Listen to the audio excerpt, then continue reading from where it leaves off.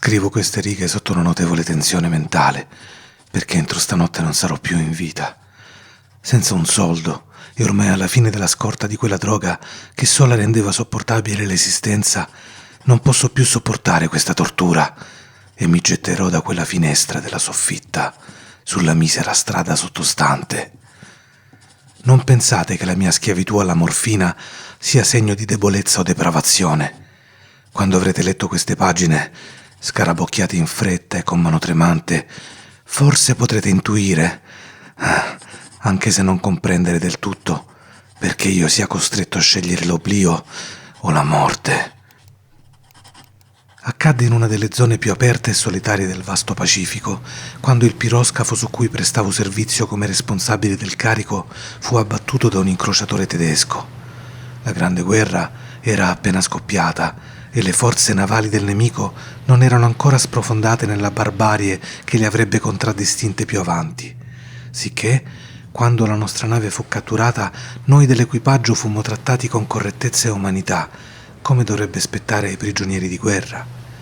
Tanto indulgente era la disciplina dei nostri carcerieri che 5 giorni dopo la cattura riuscii a fuggire da solo su una scialuppa, con acque provviste sufficienti a sopravvivere per un tempo ragionevole. Quando finalmente mi ritrovai alla deriva, libero ma sperduto, non avevo che una vaga idea di dove fossi finito. Non ero mai stato un buon navigatore e potevo solo intuire vagamente dal sole e dalle stelle di trovarmi in qualche punto a sud dell'equatore. Ignoravo del tutto la longitudine e non c'era isola né costa in vista.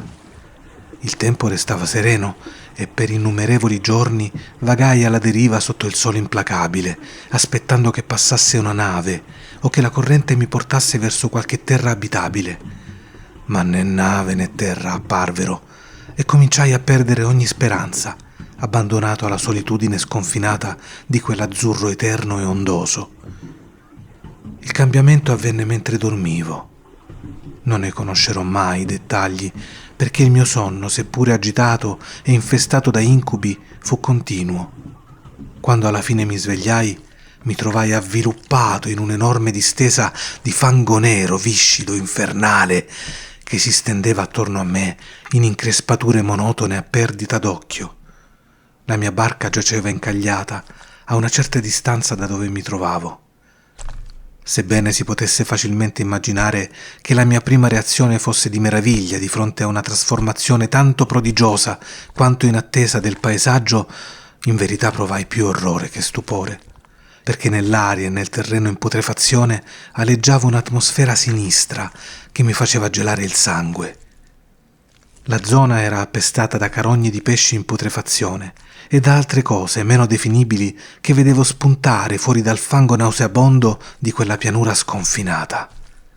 È cosa vana illudersi di poter trasmettere con le sole parole l'orrore indicibile che può dimorare nel silenzio assoluto e nell'immensità sterile.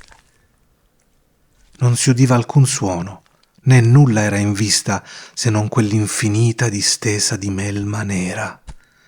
Eppure fu proprio quella totale assenza di rumore, quella monotona uniformità del paesaggio, a opprimermi con un terrore viscido, nauseante. Il sole ardeva da un cielo che mi pareva quasi nero, nella sua crudeltà priva di nubi, come se riflettesse l'inchiostro della palude ai miei piedi. Mentre mi trascinavo fino alla barca arenata, compresi che solo una spiegazione poteva giustificare la situazione in cui mi trovavo.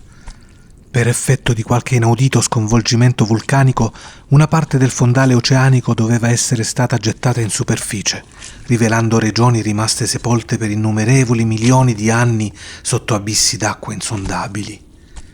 Tale era l'estensione della nuova terra che si era sollevata sotto di me, che per quanto tendessi l'orecchio, non riuscivo a percepire il minimo rumore dell'oceano. Tutto era immobile, morto. Non c'era nemmeno un uccello a cibarsi delle creature in putrefazione. Per diverse ore rimasi seduto a pensare e rimuginare nella barca, che giaceva su un fianco e offriva un minimo riparo mentre il sole compiva il suo arco nel cielo.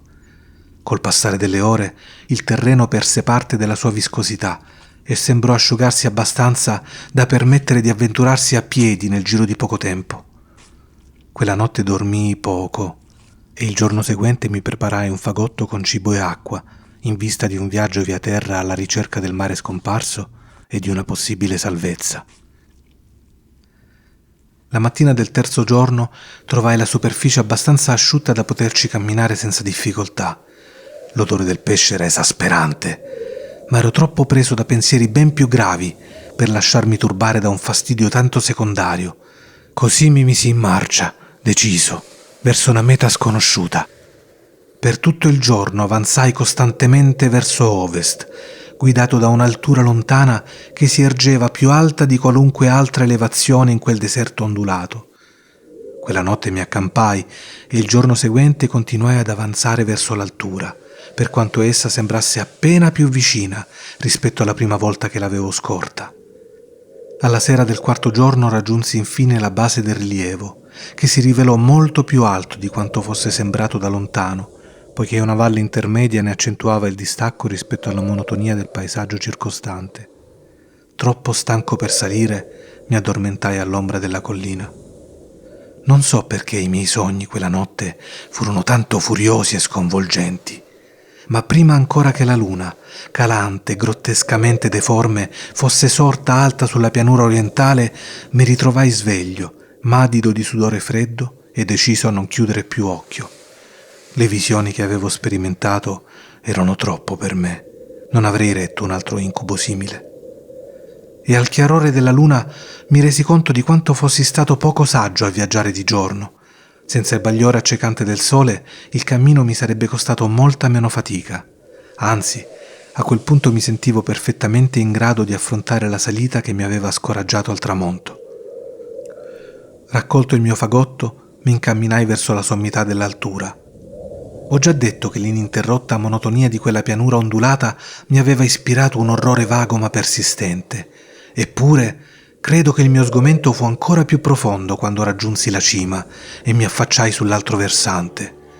Di fronte a me si apriva un abisso smisurato, i cui oscuri recessi la luna non era ancora salita abbastanza da illuminare. Mi sentii sul margine del mondo, in bilico sull'orlo di un caos insondabile e immerso in una notte eterna. Nel mezzo del terrore mi attraversarono strane reminiscenze del paradiso perduto e dell'orrida ascesa di Satana attraverso i regni informi delle tenebre. Man mano che la luna saliva nel cielo, cominciai a rendermi conto che i pendii della valle non erano poi così scoscesi come avevo immaginato. Sporgenze e affioramenti rocciosi offrivano appigli abbastanza agevoli per tentare la discesa e dopo un centinaio di metri il pendio si faceva decisamente più dolce. Spinto da un impulso che non saprei motivare con esattezza, mi arrampicai con fatica giù per le rocce e mi ritrovai sulla pendenza più dolce, fermandomi a contemplare i baratri infernali là sotto, dove nessuna luce era ancora riuscita a penetrare. All'improvviso la mia attenzione fu catturata da un oggetto immenso e singolare sul versante opposto che si ergeva ripido a circa un centinaio di metri da me, un oggetto che brillava pallido sotto i raggi della luna ormai alta. Mi convinsi presto che si trattava di un gigantesco pezzo di pietra, eppure avevo la netta impressione che le sue forme e la sua posizione non fossero del tutto opera della natura. Un'osservazione più attenta mi investì di sensazioni che non saprei esprimere, poiché nonostante la sua mole colossale e la posizione in un abisso rimasto celato sul fondo dell'oceano fin dall'alba del mondo, non potevo più dubitare. Quello strano oggetto era un monolite dalla forma regolare, la cui massa imponente recava i segni del lavoro e forse dell'adorazione di creature vive e pensanti. Stordito e impaurito, ma non privo di un certo brivido, il brivido che deve cogliere lo studioso, l'archeologo davanti a una scoperta, esaminai più attentamente l'ambiente che mi circondava. La luna, ormai prossima allo zenit, emanava una luce strana e vivida sulle imponenti pareti rocciose che cingevano il baratro e rivelava la presenza sul fondo di una vasta distesa d'acqua che scorreva serpeggiando in entrambe le direzioni, lambendomi quasi i piedi mentre ero sul pendio. Sull'altro lato del baratro le increspature lambivano la base del monolite ciclopico, sulla cui superficie potevo ora distinguere chiaramente iscrizioni e rozze sculture. La scrittura seguiva un sistema geroglifico a me del tutto ignoto, diverso da qualsiasi cosa avessi mai visto in un libro. Consisteva per lo più in simboli acquatici stilizzati: pesci, anguille, polpi, crostacei, molluschi, balene e simili. Alcuni caratteri rappresentavano con evidenza creature marine sconosciute al mondo moderno, ma i cui corpi in decomposizione avevo già scorto sulla pianura emersa dell'oceano. Furono le incisioni pittoriche, tuttavia, a tenermi maggiormente incantato. Perfettamente visibile al di là dell'acqua, per via delle sue dimensioni colossali, si stagliava una serie di bassorilievi, le cui scene avrebbero suscitato l'invidia di un Doré. Credo che quelle figure intendessero rappresentare degli uomini, o quantomeno qualcosa di simile a uomini. Eppure le creature erano raffigurate mentre si muovevano come pesci nelle acque di qualche grotta marina o mentre rendevano omaggio a un santuario monolitico che sembrava anch'esso sommerso dalle onde. Non oso descriverne in dettaglio i volti e le forme, il solo ricordo mi fa vacillare. Grottesche oltre l'immaginazione di un Po o di un Bulwer, avevano un aspetto maledettamente umano nel profilo generale, pur avendo mani e piedi palmati, labbra flaccide e orrendamente larghe, occhi sporgenti e vitrei e altri tratti che preferiscono richiamare alla mente. Curiosamente sembravano scolpite in proporzioni sbagliate rispetto allo sfondo che le circondava. Una delle creature era mostrata nell'atto di uccidere una balena che appariva appena più grande di lei. Notai, come ho detto, la loro grottesca e strana statura, ma dopo un attimo conclusi che doveva trattarsi solo degli dei immaginari di qualche antica tribù di pescatori o di marinai, una razza scomparsa da ere incalcolabili, molto prima che il primo antenato dell'uomo di Piltdown o di Neanderthal venisse al mondo.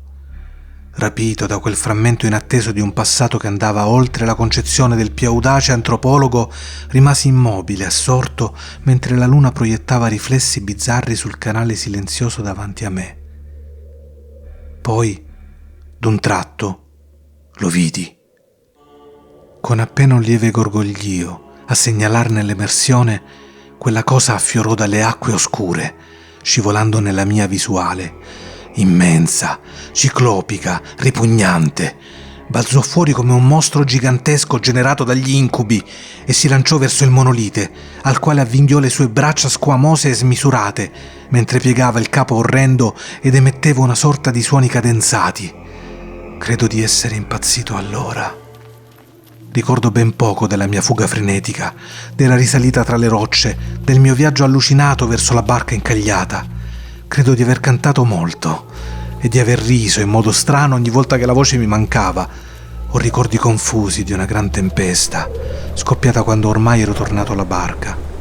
In ogni caso, so di aver udito ruggiti di tuono e altri suoni che la natura lascia sfuggire solo nei suoi stati d'animo più selvaggi.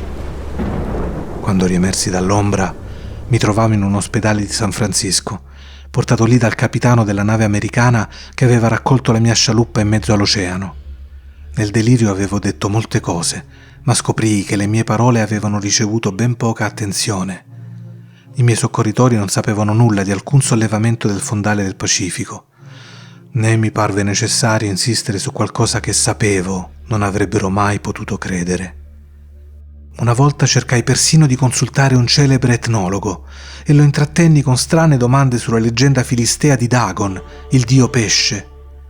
Ma accortomi ben presto della sua rigida mentalità accademica, non insistetti con le mie indagini. È di notte, soprattutto quando la luna è deforme e calante, che rivedo la cosa. Ho provato con la morfina, ma la droga mi ha offerto solo un sollievo momentaneo per poi imprigionarmi nella sua morsa come uno schiavo senza speranza. Così ora devo mettere fine a tutto, dopo aver reso questa testimonianza, perché i miei simili sappiano, o si facciano beffe di me, disprezzandomi. Spesso mi chiedo se non sia stato tutto un'allucinazione, un delirio da febbre, mentre giacevo colpito dal sole nella scialuppa, dopo la fuga dell'incrociatore tedesco. Me lo chiedo, sì, ma ogni volta a rispondere mi appare una visione orrenda, vivida, indelebile. Non riesco a pensare agli abissi marini senza rabbrividire all'idea delle cose innominabili che in questo preciso istante potrebbero strisciare e dimenarsi sul fondo vischioso, adorando i loro antichi idoli di pietra e scolpendo su obelischi sommersi le loro stesse detestabili sembianze. Vedo nei miei incubi il giorno in cui potrebbero risalire tra i flutti per trascinare giù con artigli fetidi e squamosi i miseri resti dell'umanità esausta e dilaniata dalla guerra. Un giorno in cui la terra sprofonderà e l'oscuro fondale oceanico si solleverà in superficie tra urla e follia universale. La fine è vicina. Sento un rumore alla porta, qualcosa di immenso, viscido, che vi si abbatte contro con pesantezza. Non mi troverà. Dio, quella mano! La finestra! La finestra!